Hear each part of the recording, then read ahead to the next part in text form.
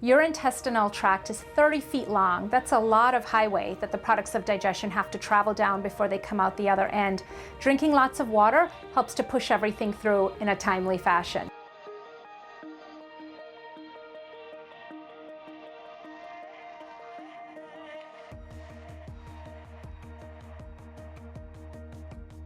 Bloating can be prevented, and I want you to remember that bloating is often your digestive tract's way of getting your attention, of saying to you, you're doing something I don't like. It might be the food that you're eating, it might be eating too late, it might be eating too much. So it's always a good idea to pay attention and examine your habits and see if there's something that you can change.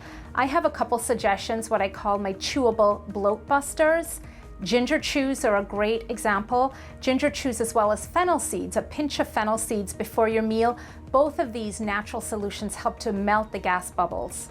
So two simple things that can really help bloating a lot: exercise and drinking enough water.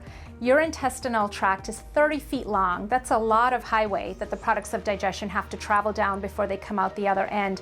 Drinking lots of water helps to push everything through in a timely fashion.